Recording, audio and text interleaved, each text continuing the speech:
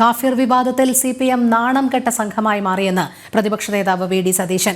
എല്ലാവരെയും അപകീർത്തിപ്പെടുത്തുകയാണ് CPM എന്നും വി ഡി സതീശൻ പറഞ്ഞു.